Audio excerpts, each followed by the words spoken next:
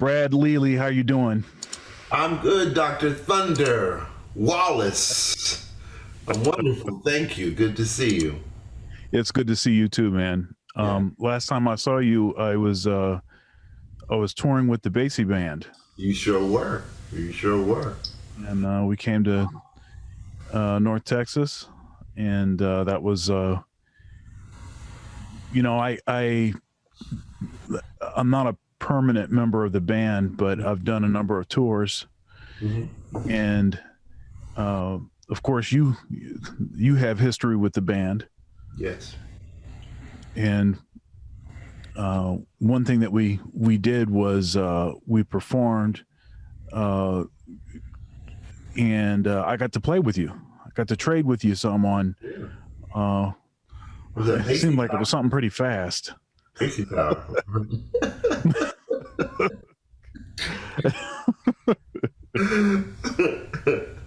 I'm too old to be playing that fast now. Oh goodness, one thing, and I tell my students about this. One thing about that band is, it's like every set there's always something like insanely fast. That's just like as part of the palette, and and then there's always something that's all the way on the other side of that. Yeah. When everybody is leaning back into the previous measure. Right. Yeah, that's right. Variety, and it's always swinging. Yeah. Always. Yeah. Makes me think. So, go ahead. I'm sorry. No. Go ahead. Say what you were gonna say. It makes me think about those tempos. There was our lead tenor player when I got in the band was a phenomenal saxophone player by the name of Kenny Hing. And it was funny, man. He would take all those tempos, and it was as if he was playing a ballad. No tempo ever stopped him from his melodicism and his creativity. It didn't matter if it was an up tempo or a ballad or a swing tempo. He was a master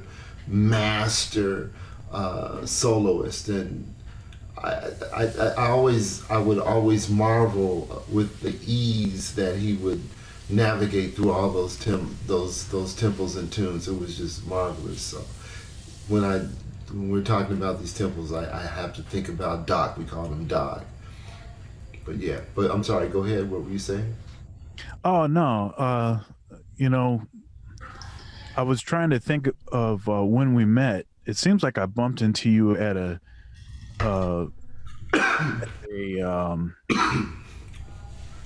IAJE conference. I think that was it. I think maybe you were with the great trombonist, Wycliffe. Oh wow, that was years ago. Yeah. I bumped into both of you at one of them conferences. Wow. Of course, that conference has been done for years. Since I think, what was it, 2008 or something? Yeah, that conference has been going on longer than that. IAJE? No. Yeah, well, yeah, it's been gone since then. The reason that I know that is because that was when I got married. Oh. And I brought my wife with me because I presented. It was at the conference in Toronto. Oh, And to my knowledge, I think that was the last conference, or maybe that one, or maybe one more. But it was around that time that went down. But it was before that. So that I bumped into you. So that was a long time ago, man. That was a while ago. Yeah, because I had been hearing your name for years, and we ran into each other then. And then I remember when I was going to Ohio, when Derek Gardner was at Ohio, right? And I would go there, and your name was coming up then, but you weren't there then. Right, Derek. So Derek would have been there the year before I came. Right, right, He would have left the year before I came. right. Mm-hmm. And let's see here. Hamilton Harden told me to say hi. Oh man, please give him my best. I definitely will. I definitely will. And on the screen behind me is both of our good friend Quincy Davis. Is Q back there? I can't. Yeah. He's on this screen back Oh, here. okay, That's who's being interviewed there. But it's amazing because our episode. This is episode 101. 101. And that was episode 7. That was episode 7. It was episode 7, and wow. Yeah, it's amazing how time flies. But this has been really terrific. I've had a trying to find a positive spin for what we're dealing with, and be able to hang out with acquaintances, buddies, friends in the music, because I missed that time on the bandstand. Yeah, I know. Chatting it up and just talking about current events and things. So it's kind of been filling that void for me. Yeah, that's good, man. I've been checking some of them out. I was checking out Seamus Blake a little while ago, and of course Paquito. You sent me the link. Yeah, that was incredible, man. And just some others. Yeah, man. Now, how about that thing that Paquito said about how Parker wanted to study composition at the Paris Conservatory? That is the first time I had heard that. That's the first time that I had heard that story. Yeah, that's the first time it's funny, right? I mean, it doesn't really surprise me because he was a genius. Mm-hmm. It really does not surprise me. It's funny when you talk to all the cats that were around Bird and played with Bird, man, I just sit there and marvel at those stories, right? How Bird could just have a conversation about anything. Like his mind was like so curious. He was looking here, he wanted to do this, he wanted to do this. He was just he was a genius. What can you say? I mean, he was a genius. And I thought that statement by Paquito was very, very informative, very, very, very hip, man. Yeah. And there was a moment in that Seamus Blake interview. Well, there was several moments, but we got to talking about polyrhythm, and that was very interesting conversation.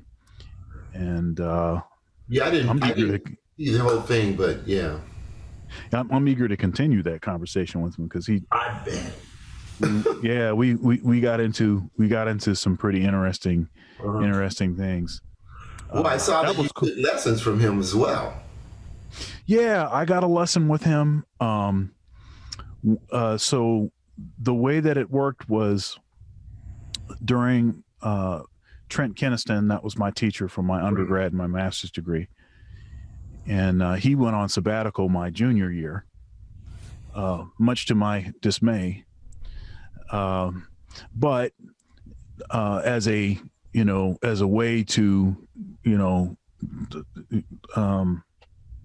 to make up for not being there for my junior year, for our junior year, for the whole studio, he set it up. He set it up so that Chris Potter came in and taught for a week. Walt Weiskopf taught for a week, and Seamus Blake taught for a week. And those were it was very, very cool. In particular, Walt Weiskopf, and I interviewed him for this series because he has this thing where he, the whole, never perform in the practice room, this whole thing where. Thank you so much for watching my video so far. If you'd like to support, there are several ways to do so below. Also, likes are free. Please comment, share, and subscribe. Now back to the video, where it's all about, everyone needs an opportunity to sound bad. Right. You need that opportunity to, to really work things out and get it together. And if all you do is go in there in the practice room and just play a bunch of stuff you can already play, you're not going to get any better. Right. That's true. That's one of those things I really took away from him, and I continue to tell my students. But enough about me. So, Brad, why don't you tell us about yourself, where you're from, and where you grew up, and what your childhood was like, and maybe involved in that, maybe something about the role of music in your childhood. Okay. And maybe at what point was it clear that music was going to be a profound force in your life? Okay, absolutely. Before I start there, I want to tell a story about Walt Weisskopf. Okay, sure. When I was living in New York, like when I had first gotten to New York, I was living in Sunset Park, and and Walt Weisskopf was living on my block. Okay, all right. And this is a true story. This is very true. Every time I would leave my home to go to the subway, he'd be practicing. Every time I would come back home, he would be practicing all the time. I never passed his home and he wasn't practicing. That is the truth. And I don't even know him, right? Mm-hmm. I never ever met him, and we were on the same block. But that was something else, and that was the intensity of New York. That's one thing I'll never forget about that intensity of New York. Just, getting in that environment and cats are just practicing, serious. Okay, but anyway, I had to share that story. I always like to share that when Walt Weisskopf's name comes up. Definitely. Yeah, but anyway, I was a very humble beginning. I grew up, my mother loved Nancy Wilson and gospel music. My dad loved Train. He loved Cannonball. He had all the classic recordings. We always had music going on in the house. It was jazz. My dad was just straight jazz, bam, bam, bam. My mom, like I said, classical, gospel, jazz vocals, Nancy Wilson, and she would have like the R&B, James Brown, things like that. Al Green, Marvin Gaye. But so, that was always in the house, and so I come from a very, I'll say religious family. So we were in the church. So I was in the choir. My mom was in the choir. Back then, my dad didn't go to church too much. But his father, my grandfather, was a Baptist minister. So, that was really a strong part of my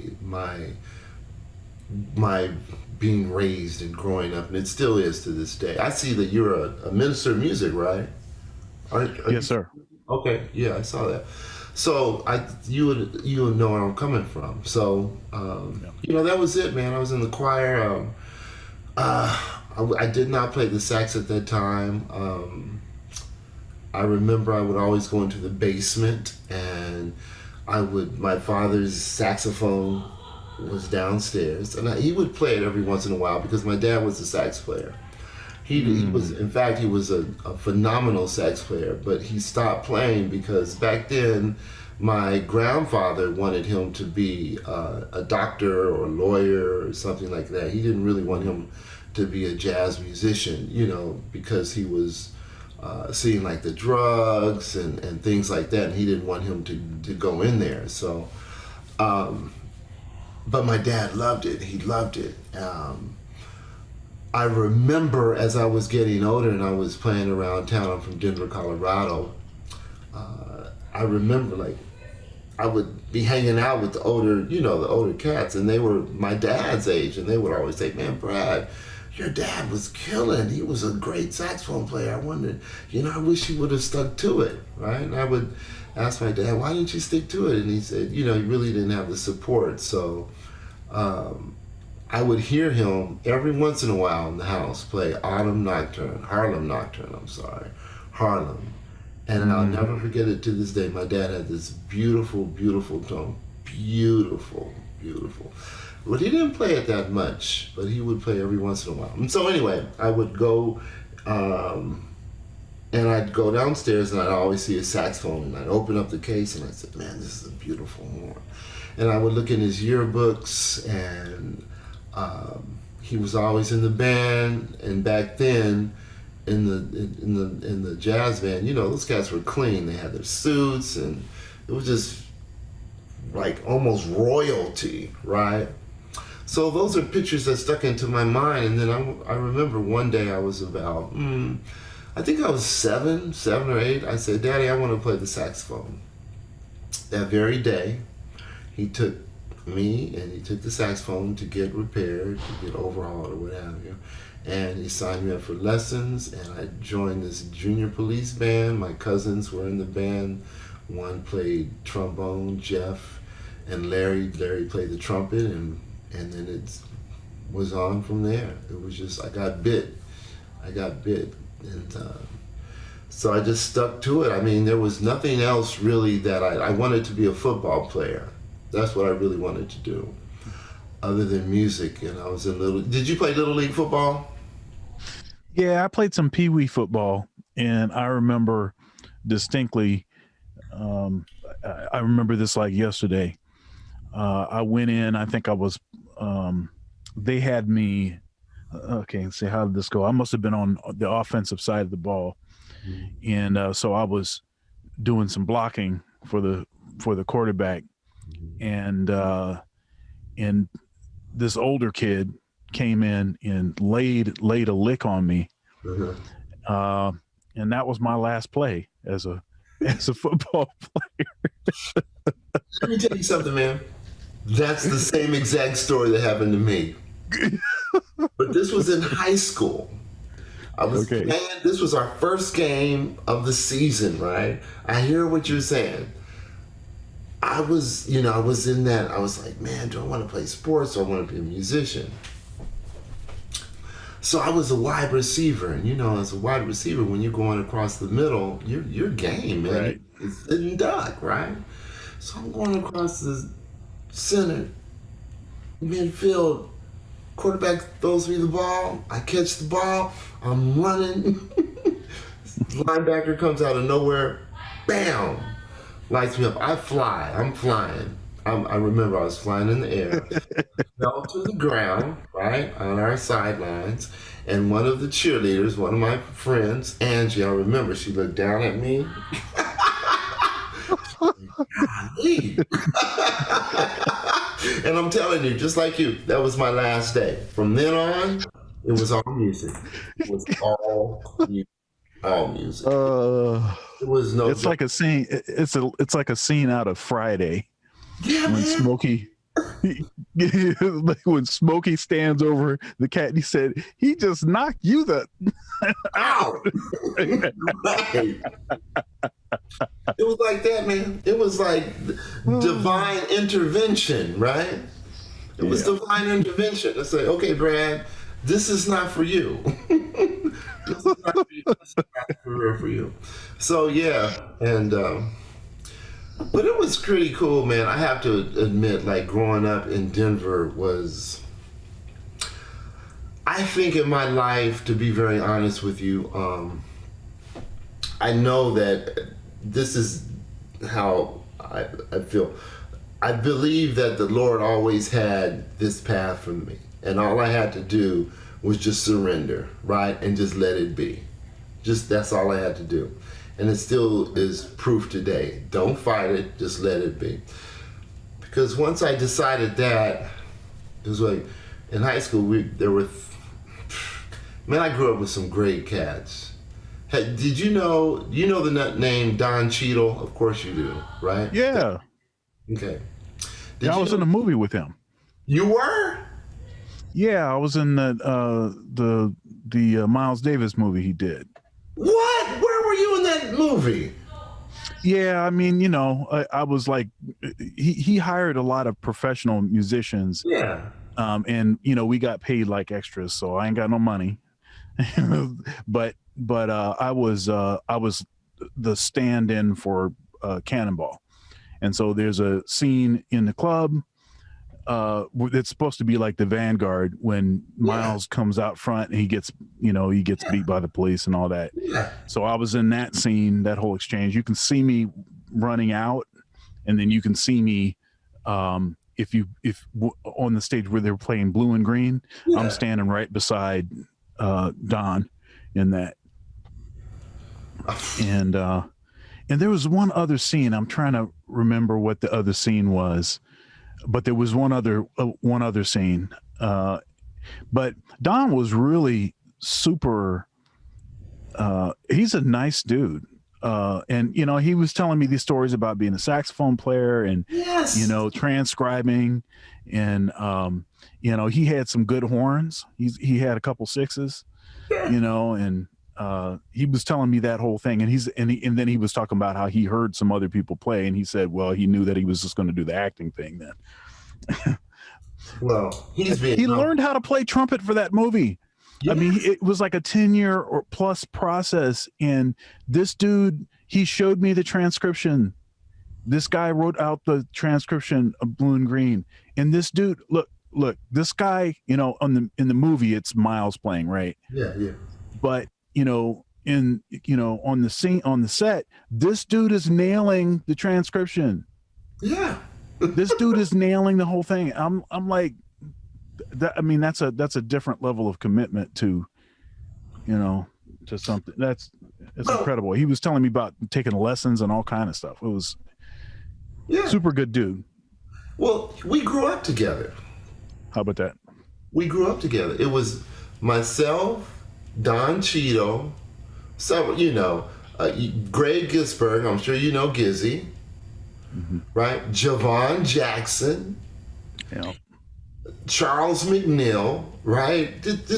We all grew up together. So Don Cheeto played alto, and all of us were playing alto. Myself, Javon was playing alto. He started on alto, but he was playing tenor at the time. But it was myself, Charles, and Don. We were all in, you know, gunning for all state. Don Cheeto was incredible. He was the baddest one out of all of us. He was like a natural. He was incredible, man. I had never heard anyone play like this at my age. And, you know, then he went to singing. Then he was in our combo. He was the vocalist. And then he went to Hollywood, and the rest is history. But those are the cats, you know, that I grew up around, right? And so, but anyway, I digress. I just wanted to share that story. Don Cheeto is a genius too. But Charles McNeil, you know him, right? He does all the transcriptions, right?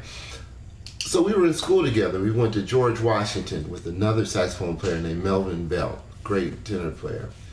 And we used to call ourselves the Sax Brothers, right? And so while we were at school, this is a true story too, you know, our director, Bill Bastian, was a classical bass player, so he didn't know a lot about jazz. But he saw that we wanted to learn. So check this out. One day, a guy comes to our school. His name is Cecil Lewis. He was a great tenor player that was in the service, but we didn't know this. He says, hey, I would like to just help out some of your students if they want to learn jazz. You know, if they do, cool. And you don't have to pay me, but I just want to help out. If there's someone to learn how to play jazz, I'd love to teach them, and I could help you run some of your jazz bands, what have you. So Mr. Lewis says, okay. Mr. Bastian says, okay. You couldn't do this these days. You couldn't do it. So Mr. Lewis would come in, just came off the streets, this phenomenal saxophone player, and would teach us. And instead of going to lunch, we'd go into the band room, and he would teach us theory. He'd teach us, scales, all that kind of stuff, right? And then after school, we would hop into his car, we'd go to his house, and he had like a small band, a big band. We would go into his garage and we would practice every day. He had a big band. After we would practice at his house, he would drive us home. And we lived like, I would say at least 30 minutes from him. That's what happened. And now tell me, how often would that happen to this day? First of all, you couldn't allow someone to come in your school and do that. But he did it, and for no money, none. Yeah, that's incredible. None. He would take us to church. His church, we had a little small band. We'd play in the small band at church. You see? Yeah, that's incredible, man. It's incredible. It's incredible. It really is. And just imagine if he hadn't been willing to do that. See, that's what tells you why that those kinds of actions are so critical and so important. Yeah. Informative. Yeah. I mean, and it was like a community. Jazz was a community. It was like the great musicians that were playing at clubs like El Chapultepec, which is now closed. Have you ever played at the Pec? No, I have not. That's one of the Denver's premier jazz clubs. It's been there for the spot has been there for 87 years, and they just closed like 2 days ago. When I was growing up, they would, they let us in, right? But we'd sit at the back door. I'm talking about, we weren't even teenagers yet, but we would get to see cats like Clark Terry, Eddie Harris, everybody was coming through there, man. And it was like a little hole in the wall. Great tenor player Billy Toles, who's gone now, Billy Wallace, Bruno Carr. Man, it was part of the community. Like the people that were coming to the clubs it was just part of the community. We were getting to know them, and some cats were in the symphony, and it was just, I was thinking about that today. I was reading a book that had to do with the jazz clubs in the 40s and the 50s, like in the West Coast, the East Coast. And they were all talking about, I think it was Dan Morgenstern was talking about the music of Harlem, right? All those clubs. It was a community. It was a community music. It wasn't just, the musicians would come and play and then go off, but they were part of that community. And yeah, so you're talking about community. Yeah. And there's that famous saying or statement that Miles made. He said, don't call it jazz. He says it's social music. Yeah. Social music. And the community implication of calling it social music and what that actually means. Technology is a wonderful thing. Having access to practically all of the recorded music in history, in for the most part for free, right, is an incredible kind of thing. Mm-hmm. But unfortunately, what it seems to do is it seems to cause people to have less value for it. I'm old enough, I'm 46. I'm old enough so that I remember when you had to actually save up money to go buy the record. Yeah.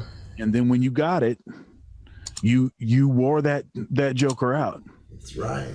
That's right. And you spent all this time. And often was the case that it would be a listening party. Yes, you sir. know, not a Facebook listening party. Right. That ain't what we talking about. Right. We Right. talking about in person, developing a community around the music, listening to the music, talking about the music, because everybody hears different things in the music. And then you can talk about what you hear and how it's different from what somebody else hears. Right. That's part of it. So just kind of getting on YouTube, you by yourself in your basement or something and listening to music, that's great. I'm not saying that it's a bad thing. Right.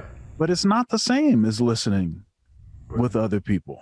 Mm-hmm. It's not the same. It's just not the same. And I think that's something that I somewhat lament over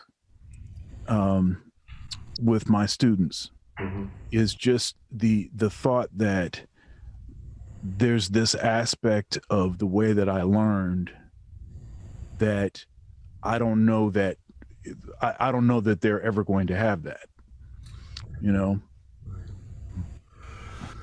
I understand where you're coming from. Yeah. I think about that as well.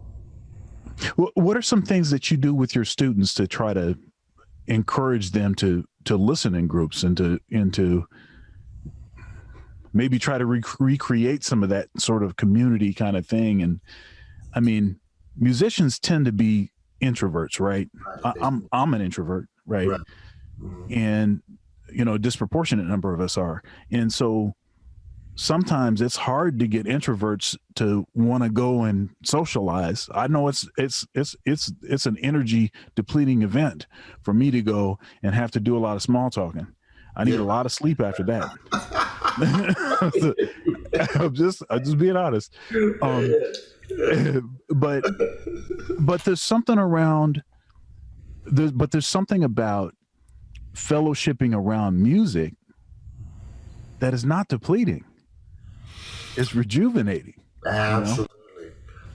You know what I do, and I have to say I'm very lucky because many of my students do that on their own. Like I have a wonderful student named Joseph Trahan, baritone saxophone player. And he has taken the initiative to start a bearing hang, right? Where all these young cats get together and they listen.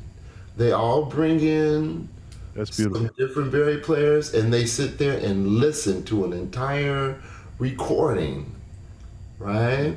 And so, they do that. For those in my classes and even in my lessons, I make sure, and I'm sure you do the same thing too, I make sure we take the time to listen. Like just to have, blindfold tests where I give them, and they could do the same thing to me. We go back and forth.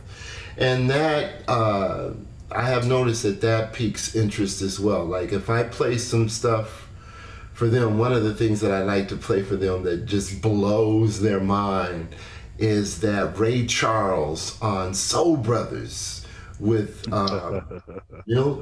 Jackson. Oh my gosh, right? And they never can get they can never get who's playing alto. They just, man, who is this? And then I tell them Ray Charles, and I can't tell you how their eyes light up, right?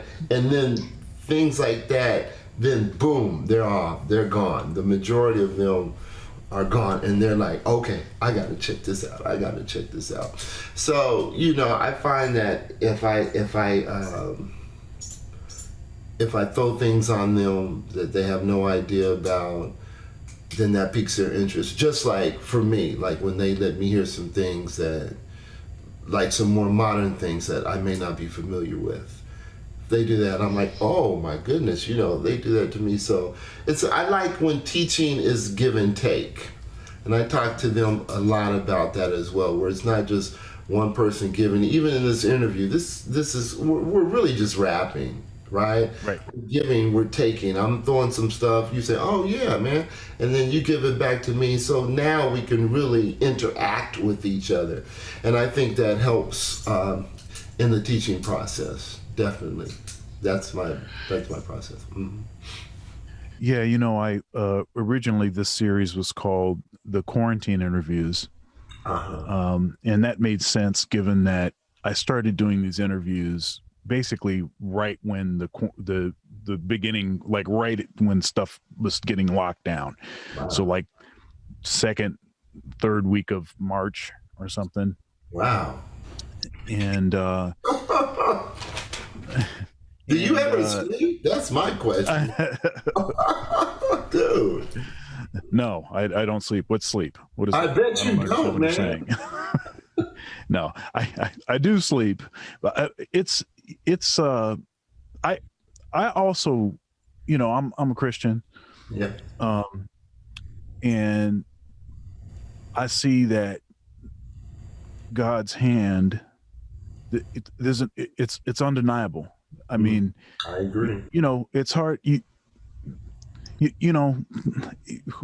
It's like we're walking in the dark and we're trying to figure out where we're going, and we just have to be trusting and everything. And it's as you get closer to something, then maybe you'll get a little bit of a glimpse of what's to come, and you just have to kind of trust and all of that. It reminds me, actually, my son is 7. Mm-hmm. And I wake him up at midnight, midnight or maybe 12:30 every night to take him to the bathroom. Yeah. And he's still like half asleep, right? Almost all the way asleep. Yeah. And he is totally dependent on my hands on his shoulders, right, guiding him through somewhat of a maze to get to the bathroom. Yeah. And that's how I feel. I feel like I don't know where I'm going all the time. Right. But when I look back, oh my goodness. Yes. It is so incredible. I can't. Yes. It's like the hair standing up on the back of your neck kind of stuff. Yes. When I think about it enough, Yes. And so even when I went back to school to do a doctorate, mm-hmm. I don't even know how that was possible. Mm-hmm. I don't know how that mathematically it was not possible. Right. And I'll tell you what's most incredible about it is not the fact that I was working at a church 25 hours a week. Mm-hmm. I was full-time at Ohio State, and I had just taken over as director of jazz studies.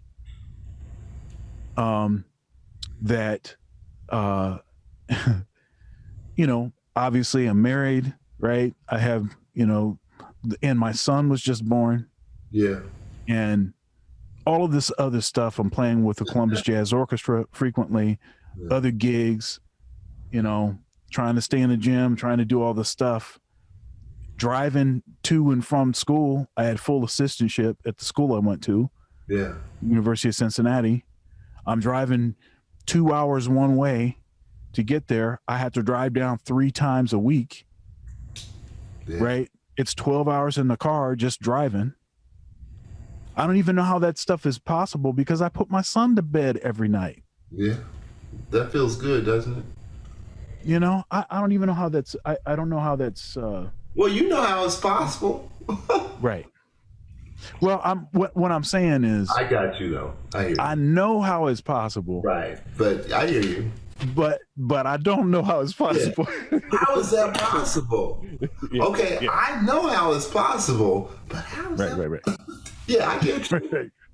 Yeah, it's like my eyes are lying to me because this doesn't add up. Well, on paper, right? If we look at it on paper, it's not supposed to add up. But that's why we don't rely on paper. That's right. right? That's right.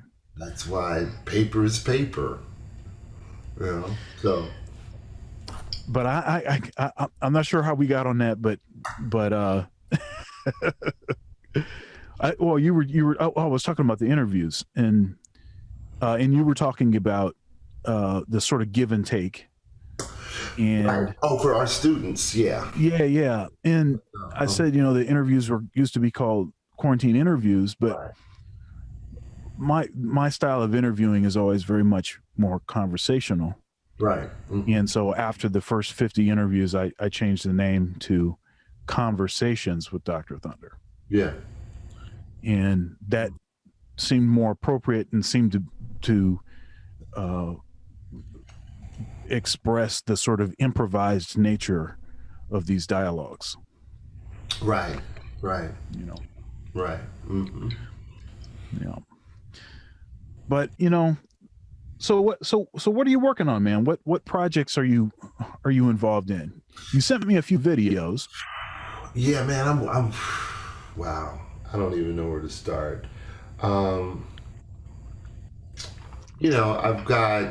decided to finally buckle down. Well, the thing that I'm doing most recently, I'm doing several things. I'm helping. Well, let me just say, I decided to sit down and write a book. Some things that I think are extremely important. But it's taken me a while because I wanted it to be something that was. I wanted it to kind of be geared towards studies that really can help students get better in some areas that challenged me, right? Not necessarily improvisation and things like that, because they have wonderful people that can teach that and write about that. You, for instance, you're wonderful. You have 2 books. You already have one out, right? And then on improvisation, well, you have the licks one. Yeah, so books before that, right? Yeah, so the book I gave you is called How to Improvise Over Chord Changes. Right. That's you can get, that's Hal Leonard, and you get it on Amazon or whatever. The book that I'm just completing, that's going to release on December 12th, is so I did this thing for a year where I played an improvised lick that I called hot licks. Right. Every day for 366 days. And so now they've been transcribed and notated, and they're transposed into all keys, and they're treble clef and bass clef. But that book is less about teaching a method. The How to Improvise Over Chord Changes is all about teaching a method. Right. And it's about, change playing, developing, solid change playing and understanding, how that works. This is just about, phrases that, of course, there's a lot of bebop, there's whole tone patterns, diminished patterns, augmented scale patterns, giant step substitutions, things that would work over 2-5-1s, over turnarounds. But it's not stuff that I scripted. It's stuff that I would come downstairs at 7:00. I give my son his dinner. I come downstairs for 7:00, and I try to, within 30 minutes, okay, this is what I'm going to play. All right, now let me get a good take of this. Mm-hmm. And then I would upload it. Oh, okay. Okay. But, yeah. Yeah. Okay. I got to get that, man. By the way. But yeah, I wanted to write a book on things like when I was really trying to get some things together. I would think about like my fingers, right? Fingers. How am I gonna, I tell my students, or people used to say to me, man, okay, keep your fingers on the keys, right? Right. Okay, all right, just do it. So that's how I grew up. Okay, just do it. Think about it and do it. Boom. That doesn't work for everyone, I'm realizing, right? Right. So, for instance, I've developed some exercises for students to navigate keeping their fingers on the keys, right? So, I've developed that, and then I have some things for developing, using scales or what have you to incorporate triplets in your playing. Oh, okay, yeah, interesting. Exercises for that, and different ways of playing 13th chords, practicing scales and things like that. So I'm kind of, with my wife and I are kind of just sitting down and kind of, and one of my past students, kind of getting all that stuff together, and I think that's going to be my project. I would like to get that finished before the summer. Man, I can't wait to see that. Yeah, well, thank you. I hope it. I'll give you some pre-order. I'll give you some money for a pre-order right now. No. I'm ready. No, man. It's just some things that I've been thinking about for quite a while, and through teaching for the time that I have, I've kind of seen these really help students, if they do them, and that's the thing. The things that really help us, at least for me, aren't the things that, they're really the things that you have to sit down and you have to make up your mind that you're going to do it, right? And they're not always fun. But if you do it, if you dedicate yourself to doing that, then you will reap the benefits, right? So these are exercises that I've come up with that it's really for those that are really serious about improving and not taking shortcuts. Right. I truly believe that if you really want to master something, there are no shortcuts. Either you're going to do it or you're not. And so, isn't it? It's an interesting thing that I find that students that have like off the charts natural ability often skip a lot of steps, whereas students that don't have as much, they will go and they will leave no stone unturned, so to speak, and over time it is the case that students that at least have enough natural ability but don't have as much as someone else can outpace, can end up surpassing, because they do all that little stuff that the person with a lot of natural ability, they didn't do that because they can just go right to it. That's right. It's an interesting kind of problem, and obviously all of us, to some extent, we skipped something. Yeah, we do. We're human. Yeah, we just have to figure out what those things are that we skipped. Yeah, and we have to make up our minds to buckle down, and do what needs to be done, and that is not always. For some, it's easier than others. Right. I remember when I was in college. It's funny too how when we hang with our friends, right? Our friends, mostly they co-sign everything that we do, right? Especially when we're young. That's why they're our friends, because they make us feel good. That's right. It's my friend, of course, they're not because they don't know either. Right? I'm not going to say, but when you're young, man, I remember when I was at North Texas, right? I really didn't know what I was doing, to be very honest with you. I was young. I used to go around thinking, you know what, I'm not going to learn my scales. I don't want to learn my scales because I don't want to be one of those players. I'm only going to play by my ear, use my ear, because that's how I learned how to play, I was stupid, right? And I tell my students, you know, the ones that don't want to learn their skills, I said, listen, it's your choice if you want to learn them or not. Scales, in my opinion, aren't so that you could just sit there and you see a chord and you play the scale all the time.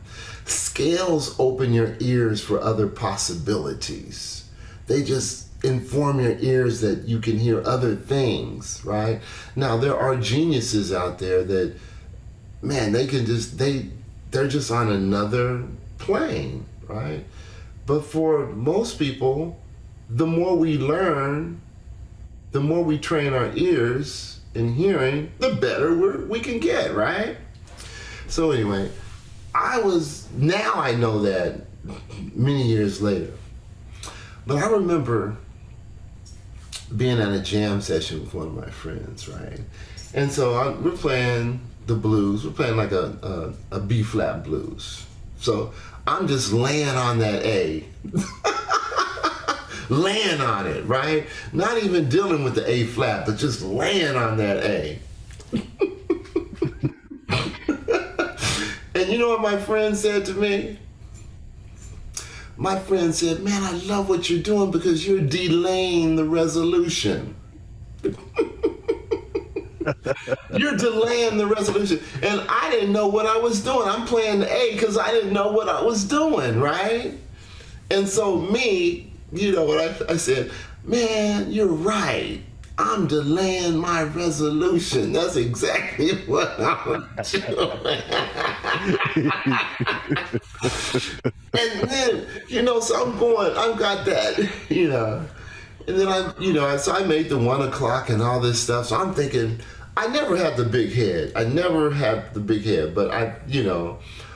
But I believed that I could play a little bit, right? I never believed that I was the best, but I believed that I could play. So I leave school, I get a gig with Harry Connick Jr., right? So I'm in the section with all these bad dudes, right? From New Orleans, from New York. I'm one of the few cats that came from school to the gig. And so I get up, I had a big feature. And the first night I played the feature, right? And I'm doing the same thing I was doing when I was in college, not really knowing what I was doing, right? But kind of coasting. Oh, I'm using my ear. I'm delaying my resolution. I get back to my seat after the solo, and I'm used to cats saying, hey, man, that was killing. Man, these cats didn't say anything, right? They just had their heads down. And so I'm thinking, you know, I'm young. I said, oh, man, these cats are jealous, right? So we play the same feature again. I come back to my seat. Their heads are down. This is a true story, doctor. Yeah. The tune was never called ever again. I didn't solo in that band for at least a year after that. Now, right, I had to look at myself, and I remember I looked at myself. I went back to the hotel room one night and I said, okay, you need to get it together, Brad. You need to get it together. You really need to get it together. You where you've always wanted to be. If you want to stay there, you better get it together. So that changed my life because Harry taught me that lesson. And he was my age. He never said, you know, your teachers would say, hey man, you need to do this, you need to do this, you need to do this. Or, you know, on the big gig like that, what would they do? Hey man, you're out of here. We got 1,000 alto players that can take that seat and kill, right? They'd be like, man, you're out of here. But he kept me. He never said anything to me, but he taught me by saying nothing, right? And that was one of the greatest lessons that I ever had in my life. So I was like thinking, okay, it's time for me to sit down, do the homework, and do the stuff that I know I need to do. And that was it. And it changed my life, man. That thanks for being willing to share that story. that's the truth. Well, but some cats won't share stuff that's not particularly flattering. They just won't share it because uh, let me tell you, I have I've played with a number of players that they're stingy. Like they wouldn't you asked them a question. I remember, I'm not going to say his name because I don't want to besmirch anyone, but a certain artist came to my alma mater, Western Michigan University, and I think this must have been when I think I was a senior on my undergrad, and I was playing first tenor in the top band, and this player came in, and we were playing one of his tunes, and cool, I played it and stuff or whatever, and I was just asking him some questions about some things that he was doing with the horn, and dude, this guy got hired to play at an educational institution. Right. I'm one of the students. Yeah, right. Okay. Yeah, so if I ask you a question, now I'm not trying to toot my own horn or anything, but I could figure out what it was he was doing. Right. I can hear, and I can play the instrument, so I can figure it out. But sometimes it's nice to get a shortcut, or it's nice to pay respect to someone by asking them what it is that they're doing. Mm-hmm. Yeah. Right. And so this guy, he was like, oh yeah, I'm just doing the side, and he just kept playing it faster and faster, and he wouldn't slow it down so that I could see what he was doing. Mm. And some cats are just like, they are stingy. They won't share anything. And I'm sure that if I was to ask this particular guy anything about, like, does he ever feel like he gets nervous or anything like that would potentially show that he has a chink in the armor, that he would not be willing to share that, and I think that's a shame, because all of us, all of us have had struggles, and I think what is it, the Buddhist saying that all life is all life is struggle. And in Christianity, recognizing that the central symbol of Christianity is a crucifix. Yeah, right. Yeah, that's a struggle. that's a suffering, right? Right, that's right. And so if we can, the first thing we can do is we can realize that if we are suffering, if we are struggling, that's normal. That's normal. That's normal. That's what it's supposed to be.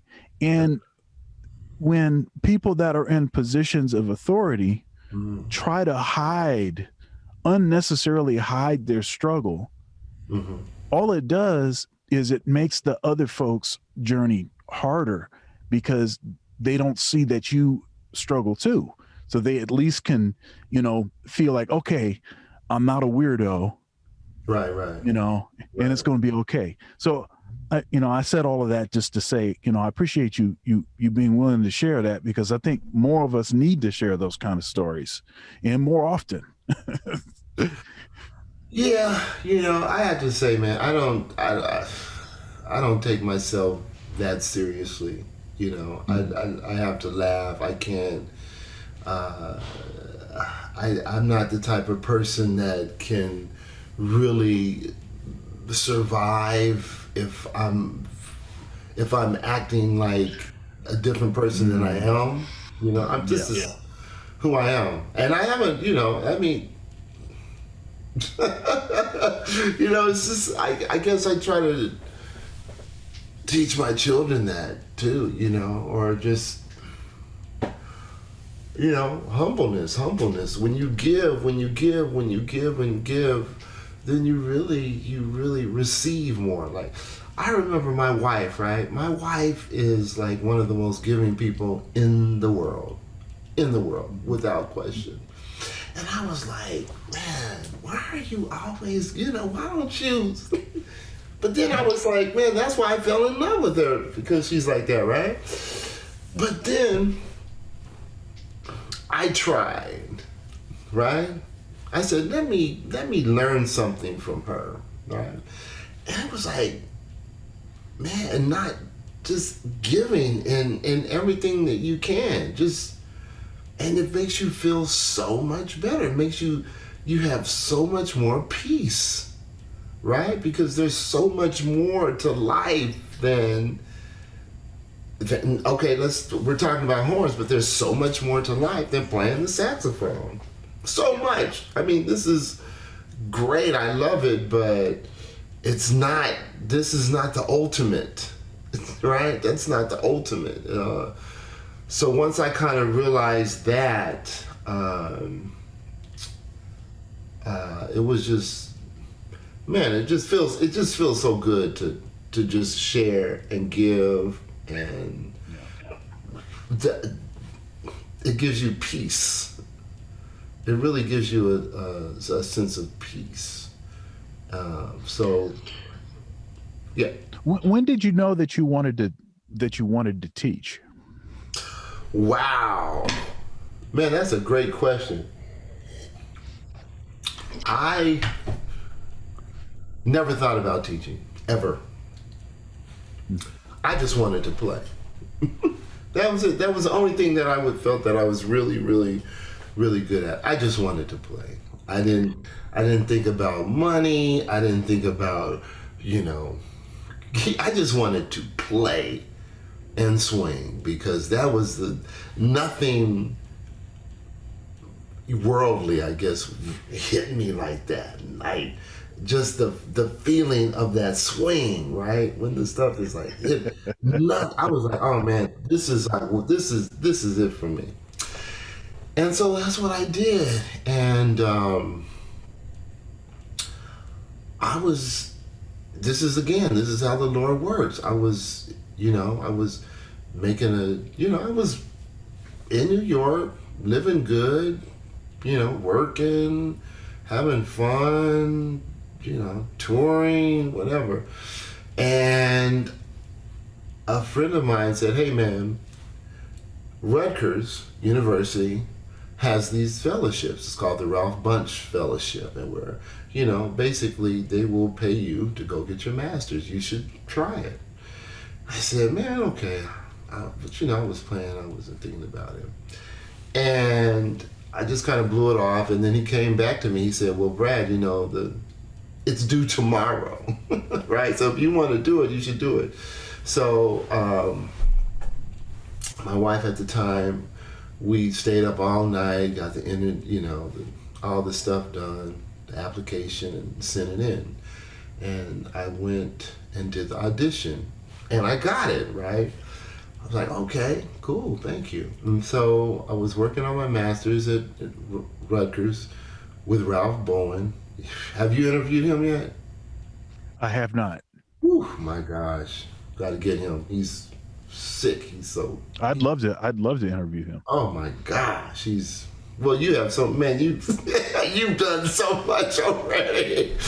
But anyway, so I was going to Rutgers, right? And I understand about your commute when you were saying you were going back to Cincinnati, right? Yeah. So that commute from Brooklyn, I would take the train. It would take me about 2.5 to 3 hours one way, right? Yeah. And I was going there. God bless you. Yeah, 4 days a week. God bless you. And so, while I was doing that, I could not tour, because they told me, look, if we give you this scholarship, you're here for the school. You can't go on tour. So I had to stop touring. Well, those that interfered with school, I had to stop. Right. And so I was like this, Thunder. I was like, okay, man, as soon as I finish this, I'm going back on the road, right? I can't wait to be finished. I want to go back on the road. And, years before that, when I was with the Basie band, when we would go play, I would always, no matter where we were, as soon as we finished, I was going to find out where the jam sessions were, right? That's just how it was. I love to play still. And so we were in Lubbock, Texas, and I asked the director of jazz studies there, his name was Alan Shin, hey man, where are the places to play? And so he took me to a jam session. Long story short, we were at the jam session, and cats were looking in the real book. They were playing a tune, and they had been playing the same tune for about 5 minutes. So I took the rule book down. I said, man, golly, you should know the tune by now, right? So I took the real book down. He loved it for some reason. So at the end of the evening, he said, man, I want to bring you back to have a residency here at some point. And I said, okay, I'd love to. It never happened, right? So I'll tell you why this is important. The day I graduated from Rutgers, I get a call from Alan Shin. He says, hey, Brad, we have the director of jazz studies position opening, and I would like you to apply for it. And I was like, man, I just graduated. I want to go back on the road. I really am not interested. He said, well, I tell you what, why don't you come down? Just come down and perform with our band, and just, maybe give a couple of lessons and see, let's just talk about it. So he brought me down, and I started, I taught a couple of lessons, and I loved it. I loved it. I was like, wow, this is really cool, right? And so he said, okay, well, since you like it, why can't maybe we interview you while you're here? And I said, okay, sure. I end up getting the job, right? and there you go. And I loved it, man. I was at Texas Tech. That was my first gig, and I still think about those days fondly because, man, the students were great, and it just gave me another perspective, right? Teaching made me really look at myself again, like, okay, wait a minute, you're teaching this. Are you doing it? Like, it made me more accountable to what I was doing. So that's when I decided, I was like, man, I really, really I just love it. I love it. And so, yeah, to answer your question, that's when it hit me. Yeah. It's interesting. When I was a kid, so I started. Okay, so first, okay, I got to go back because there's some similarities in how we got started, and I can't let those go. Okay. So first thing is, my dad was a great saxophone player. And he sounded like Lou Donaldson. Oh boy. I have and I keep saying I'm going to do this, and I need to just go on and do it. But I have a cassette with him playing the solo on something, and I want to transcribe it, and I want to give it to him. Okay. But he was my teacher all the way until I went to college. I got a lesson 3 days a week, 3 or 4 days a week. He had very specific stuff for me to practice and all of that. So that was and I started when I was really young. I started when I was 6. I started teaching lessons. I can't remember. Maybe I was 12 or 13. Really? There was some kids. Well, there was some like neighborhood kids or whatever that, or it was like the son of a coworker of my dad's or something. Wow. And so he came over, and I remember distinctly, because all I wanted to do was music. I was completely possessed by music. Like I don't remember ever making a choice to be a musician. Yeah. Like I was just like possessed by it. And so this student, I would give him real specific things to work on. And this cat come back and he still couldn't play the stuff. and it wasn't hard stuff, right? And I just felt like I was like personally offended. I was like, how could you do this to the music? Like I was like, it was like real serious. It's like way over the top, like way over the top.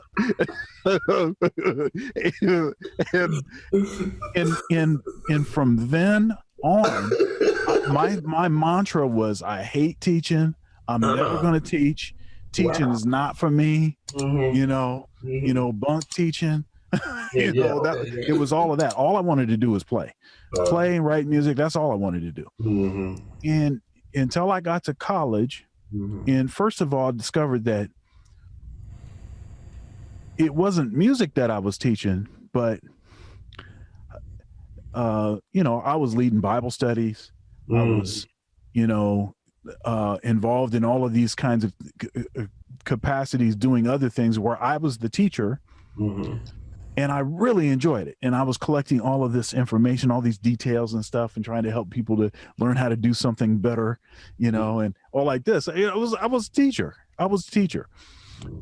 Even my collection of books, the kind of books that I was collecting, or the kind of books that a teacher would collect, stuff like, encyclopedias and just a bunch of stuff that's just like, dude, if you can't figure this out, and it wasn't until a buddy of mine, and I interviewed him. He's a motivational speaker. His name's TK Coleman. And he told me, he was like, look, man, I know you keep saying that you're not a teacher, and I know, that's like your thing to say, but you should stop saying that because it's not true. You're a teacher. You're definitely a teacher. That's what you are. Yeah. And if it's music or not, you're a teacher. And it took me a while. I still was kind of resistant to the idea, but I prayed about it over a couple of weeks, and I was like, you know what? I've been fighting this thing all this time. And one thing that taught me is that if it bothers you when a student is not prepared, that's not a sign that you're not a teacher. That's just, no teacher likes it when their student doesn't do what they're supposed to do. Right. Who likes that? The cat there shows up 3 weeks in a row and still can't play the stuff they're supposed to be able to play. That don't mean you're not supposed to be a teacher. like I thought when I was a kid, and I just held on to that I thought that somehow, I was supposed to enjoy somebody crapping all over the music or something, and then that would tell me that I have the patience necessary to be a teacher. No, that's not it anyway. And the whole development of patience thing is, if you pray for patience, then God will send people to you that force you to develop patience. That's right. That's right. That's right. Well, I need a hammer because you hit that nail right on the head. That is true. That is it, man. Keep talking. Keep talking. but yeah, it's just so anyhow, I'm just saying that, in the kind of music that was happening around the house, my dad was all the jazz stuff, and my mom was a lot of gospel stuff, and and I distinctly remember around Christmas time, Johnny Mathis and Nat King Cole. Yeah. Yes. That's right. That's right. And just, you can't help it. I don't know how people resist it when that kind of great stuff is happening around the house. Yeah. That kind of music. How can you resist? It just gets in you. You can't shake it. Look, man, I agree. It's right there, right? Yeah. It's right there. All you have to do is let it happen. That's right. That's right. But then again, I guess it doesn't, it doesn't hit everyone. I can dig that. Well, I mean, I guess what I'm saying is maybe you won't end up being a professional musician. Right. But how can you not, right? Yeah, I mean, but it just yeah. Well, you know what that brings up? Okay. I hear you. Listen, trust me, I hear you. Mm-hmm. Because that's how I felt when I first started teaching, right? I felt that to get a degree in jazz, right, meant that you loved it. Okay? Yeah.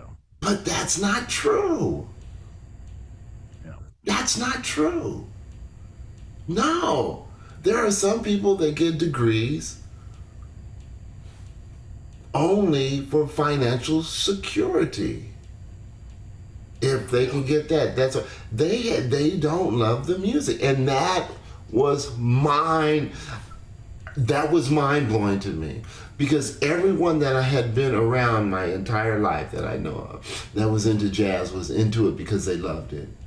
Everyone that I knew, right? So when I started teaching and I saw that that's not always the case, it blew my mind. I certainly understand it. I accept it. But that kind of... So I hear where you're coming from, right? Like, how can you not? How can you not? How is that possible? That's like... Well, especially how can you... Why would you pursue a degree in something like an arts degree or a music degree and you don't have that passion for it? I don't understand that. You know, it's not supposed to understand. We're not supposed to understand that. That's right. Right. But if you think about the way the job market is, right.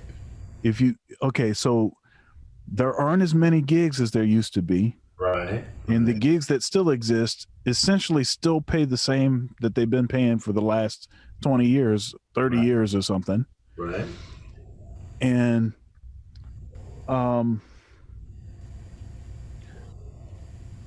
there's a lot of people that can really play. Yes, there are. So if you don't really have this passion for the music, you know, if you can think of something else, you know, that you want to do, that you'd rather do that. I agree. But you're making sense right now. You're speaking common sense. Yeah. You're speaking, you know, really, you're speaking common sense. Yeah. That's not 100% of the thinking of our society. Yeah. You're making sense right now. Right? Yeah. But that's not what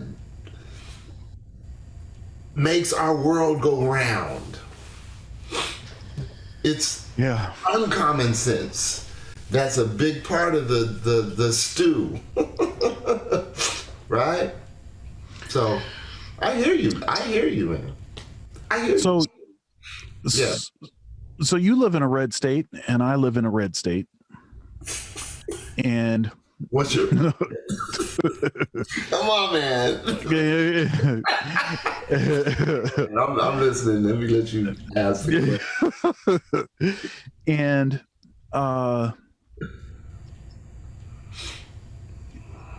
in my state, you know, the state was not hit nearly as hard as some other states were hit with the coronavirus. Mm-hmm.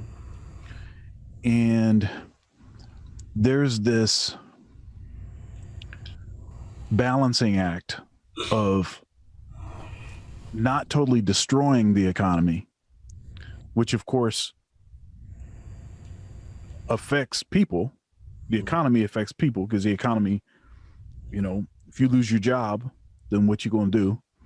If there's no gigs, you know, where you going to play, you know?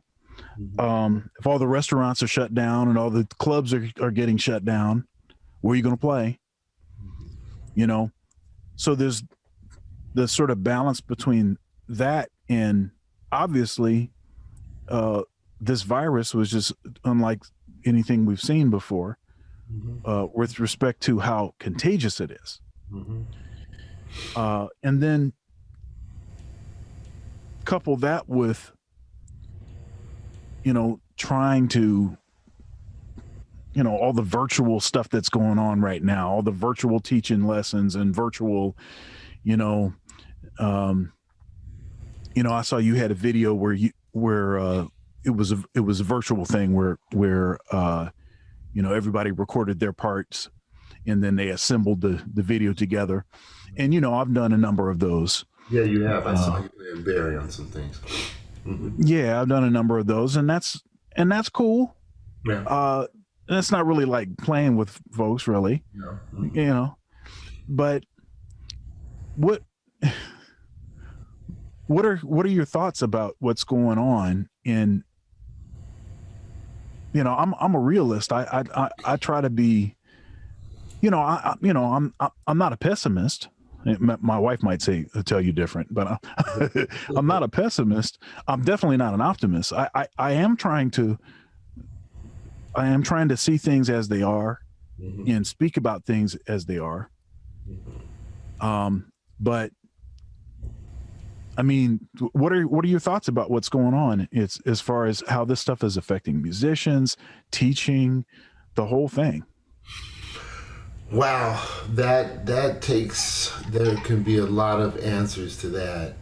So I will start with how do I feel about it? I think it's terrible.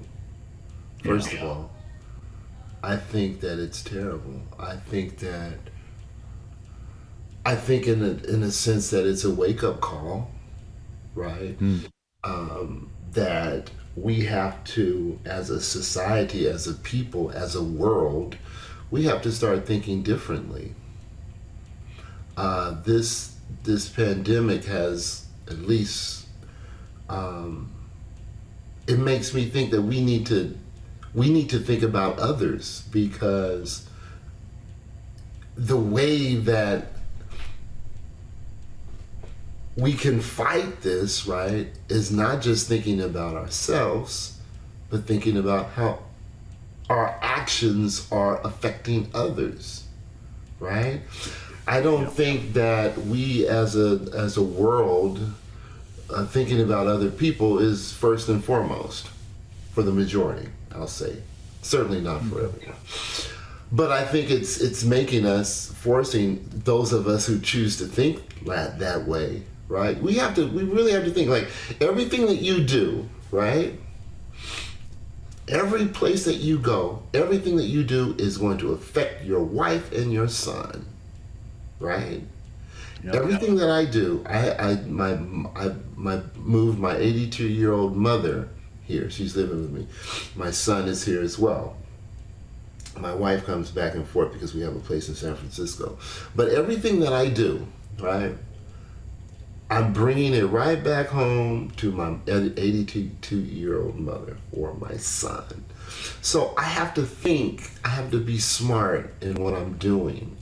And I think this pandemic is one where the man upstairs is saying, okay, think about others, right? Just don't think about yourself. So that's just how I think about that. Now, in terms of how it's affecting musicians, I'm right there with you. I mean, man, how is it affecting our society? Music is that the fiber, one of the fibers of our who we are, the arts, the art. Yeah, thank you.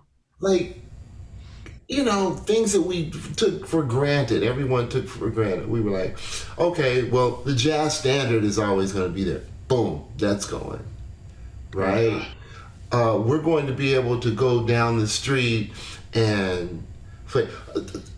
I'm going to be able to hear Dr. Thunder Wallace come into town with the Basie band. Bam! It's not happening, right? Just the little things. I'm going to be able to sit down with my students and we're going to be able to play together. Bam. And so that's affecting our community. Just because music, in my opinion, it gives us a sense of, well, it affects everyone differently, but it certainly gives us, it appeals to, our senses that allow us to be human, allow us to be vulnerable, allow us to show emotion or hide emotion or what have you, right? And now we don't have that. So it's psychologically, it's affecting our society as a whole. It's certainly affecting the musicians who are not able to get out there, and then the ones that are out there playing, right? They're putting their health in danger. And there's some of them, as you know, that need to be out there. That's it. That's it for them, right? Mm-hmm. They're out there if they can have a gig because they need to be out there. I mean, they love it, but they actually, that's their means of making a living. And they're putting their lives in danger. They're putting their health in danger. So it's deep, man. It's deep. It's deep. It's and there is a good thing to it though, okay? I do think there's a good thing to it. I think that it brings us closer, right? Because with this pandemic, right, I'm actually able to, since I'm home more, I'm able to have more family time than I was having beforehand. So that makes me think, okay, wait. you need to really think about how important it is to be home sometimes. And being with your family and just dealing with that, because we couldn't go anywhere. So we've been sitting at home playing Uno or talking. My son comes in here, sits on my bed while he's doing his homework. We talk, just hanging, going for walks, things like that. So I think there is a good and a bad to it, like in everything else. How do you feel? Yeah. First, I wanted to say that I like your perspective on it because there's balance in your perspective. It's like you're trying to actually consider all, several different perspectives and different kind of folks and how they're affected by this. And some people have to do certain things because that's how they're making a living, let alone stuff like mental health. And some folks can't handle just sitting in a room by themselves. Right. They need to be able to go to the gym. They need to be able to, get out and do some of the things, maybe not all of the stuff, but some of the stuff that they used to do just for their own sanity. They were holding on by a thread before this thing started. Mm-hmm. There's this thing about essential workers, this terminology, essential workers. And that always rubbed me wrong, man. That it always rubbed me wrong. As soon as I heard them start, coining that phrase, I was like, really? Who are you to tell me what's essential? Creativity is essential. Thank you. Music is essential. Jazz is essential. Swing is essential. I'm sorry. Right. You don't get to tell me what is essential. Maybe that's essential for you. Right. But you don't get to tell me what is essential. But they're trying to classify different kinds of jobs. And then you have, the folks that are giving us this information, the media are all in considered essential workers. So they can be very stern in their pronouncements of judgment against other folks, right? That their jobs were not esteemed essential, but they got to make a living. They got to do something, right? And it's it just seems like a lot of finger pointing. Yeah. I don't dig that aspect of it. As far as obviously being safe and doing what you need to do to protect your family, that's something that I think about quite a bit. And I do all the stuff that, they tell me to do. I follow all the mandates and everything, and I do a bunch of stuff also that they didn't tell me to do, but I think that is, makes sense for me to take that extra precaution. Yeah. At Ohio State, we were hybrid for this past semester, which means that we were actually rehearsing ensembles. Actually, I direct the top band now, and so we were rehearsing twice a week, but it was for limited time, and we have lots of space between it, and all the trumpet players and brass players have the bell covers, and you're supposed to have a mask on in between when you're playing, and I have a mask on all the time, and the room has to, 15 minutes between different classes going in there, and they've got these special ventilation units that filter the air, between classes, and they're doing all these things, and and students have to be tested, they're randomly tested, and they have to comply, or they can get expelled, and they have to follow the rules. If they don't follow the rules, they can get kicked out. All of the, so there's all of this stuff, and you don't really know how much of that stuff is actually helping, right. But you do what you feel like you can do, right. And what makes sense to do.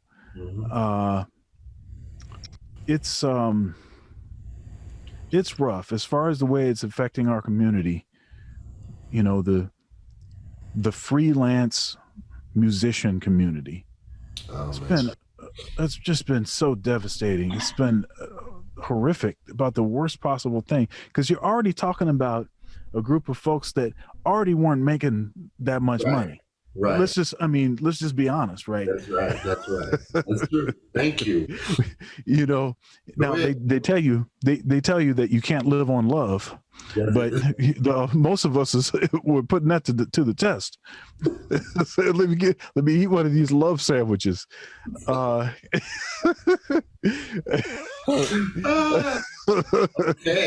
Now we talking.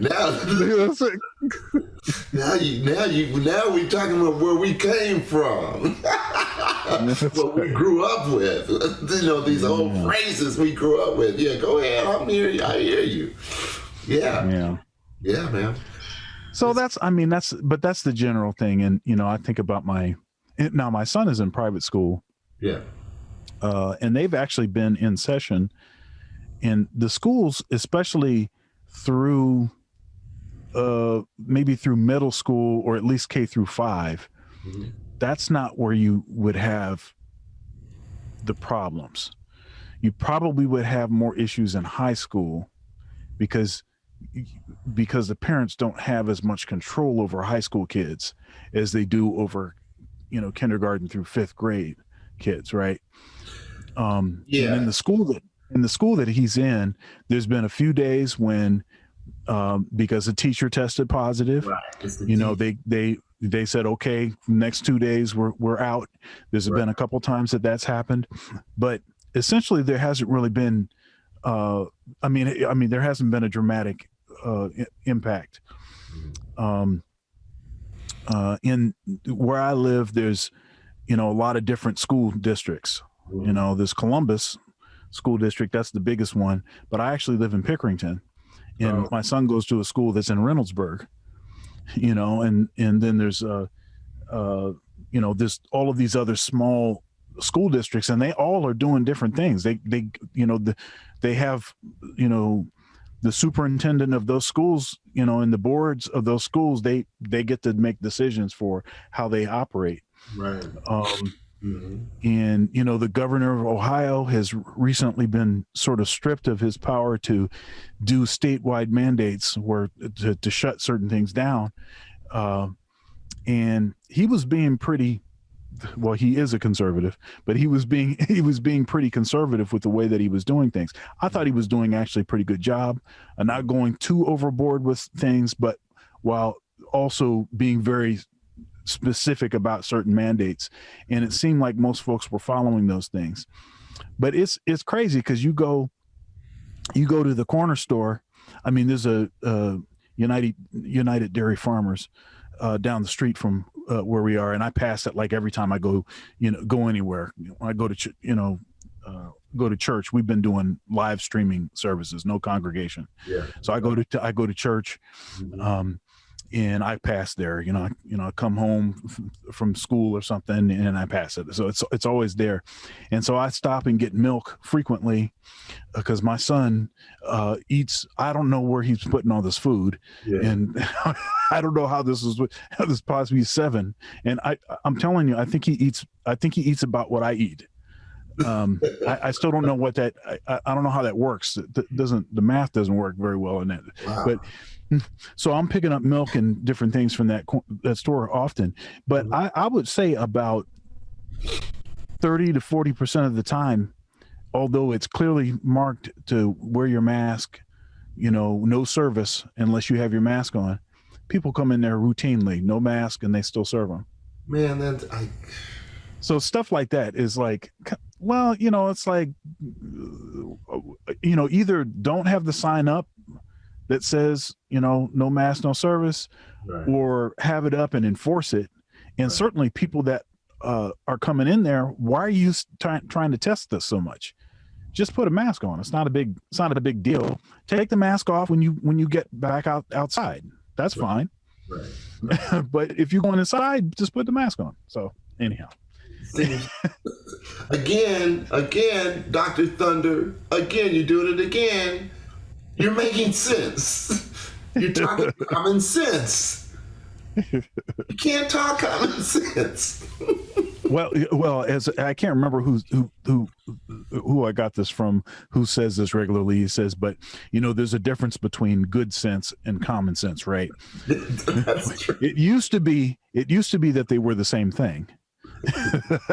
But now they're not the same thing. No, they're not the same thing anymore. No, not at all. Not. It was like when I was growing up, probably you too, I always thought that grown-ups I was like, oh man, grown-ups know everything. They're so wise, right? I always, your parents to respect your elders. Okay, absolutely. I can, man. And do you remember the moment that you realized that wasn't true? Do you? I do. I do. Yeah. Yep. It was like, I do. There you go. There, right? It's like telling a kid that Santa Claus is not real. Yeah. It's like the other kids at school, right, that they already know that it's not true. Right. Right. Just mercilessly teasing you because you still think that Santa Claus exists. Right. To the point that it occurs to you that he must not exist. And then your whole world is shattered. It's like, what?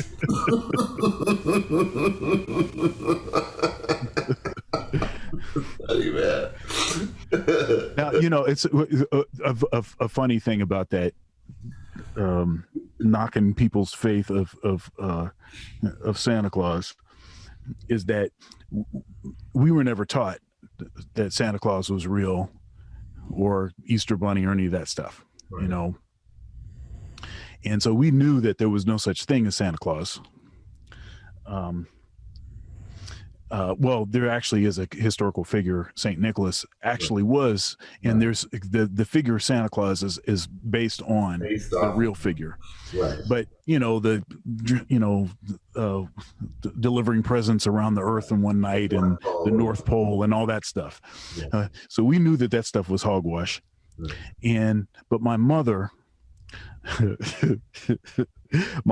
told us, now you do not tell other kids that Santa Claus is not real. Because that is not nice.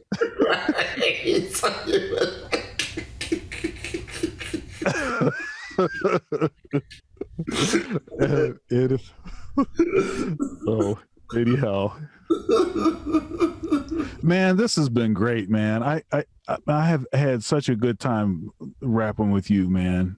Man, me too, man. I'm glad that we did this, man. I'm gonna have to call you anyway after this is over. Expect a call from me. We're gonna have to just sit down and continue to rap, man. This was wonderful. Thank you for the opportunity. This has been wonderful. Just to even sit down and get to know you a little bit better. This is really, really wonderful. Thank you. Yeah. Likewise, man. And I will be putting the link to the way to get in touch with you in the description to this video, along with maybe some of those links that you send me, sent me, those other YouTube links, so people can check you out, and get to know your work a little bit better. And then the other thing is, I got to have you back on the show. We got to do this again on the show. Yeah, we're gonna definitely get in touch and stay in touch outside of this. I hope so. This forum, but I'd also like to have you back on the show. Man, thank you. I would love it, man. This is a wonderful honor to just sit here and rap with you, man. I think this is the way it's supposed to be.